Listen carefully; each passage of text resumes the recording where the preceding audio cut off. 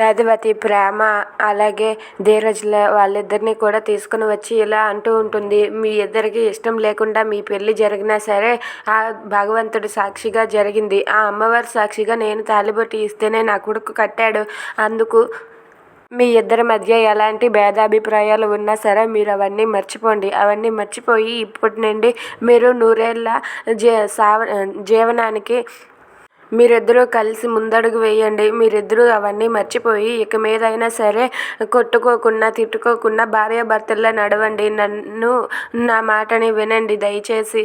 అదిగోండి ఆ శ్రీరాముల వారి కళ్యాణం చేసి మీరిద్దరి కొత్త జీవితాన్ని ప్రారంభించండి అని చెప్పి వేదవతి అయితే కళ్యాణంలో వాళ్ళిద్దరిని కూర్చోమని చెప్పి వాళ్ళిద్దరి జీవితాన్ని కొత్తగా మొదలుపెట్టమని చెప్తూ ఉంటుంది. అది విని అక్కడ ఉన్న ధీరజ్ అలాగే ప్రేమ వాళ్ళిద్దరూ కూడా ఒక్కసారిగా షాక్ అయిపోయి అసలు మాకెందుకు ఇవంతా మేము అసలు ఒకరంటే ఒకరికి అస్సలు ఇష్టం ఉండదు, అలాంటిది మేము ఎలా చేయగలం అని చెప్పి వాళ్ళిద్దరూ అనుకుంటూ ఉంటారు.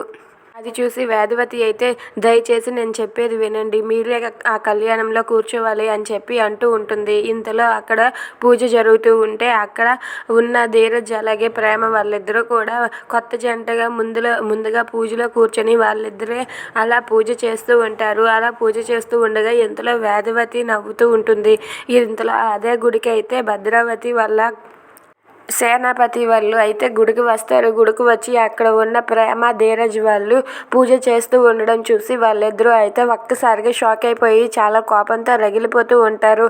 ఇక ధీరజ్ అయితే పూజ అయ్యాక ప్రేమ నుదుటిన కుంకుమ పెట్టి తన తాళిబొట్టుకి కుంకుమ పెట్టుకోమని ఇస్తాడు. ఇక ప్రేమ వాళ్ళ అత్తయ్య చెప్పిన విధంగానే అంతా కూడా చేస్తూ ఉంటుంది. ఇదంతా చూసి వేదవతి అయితే చాలా సంతోషిస్తూ ఉంటుంది. అలా ప్రేమ ధీరజ్ వాళ్ళిద్దరూ కూడా గుడిలో దంపతులుగా కూర్చొని వాళ్ళైతే పూజ చేస్తూ ఉంటారు.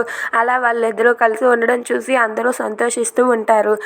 Thanks for watching friends. Please subscribe our channel.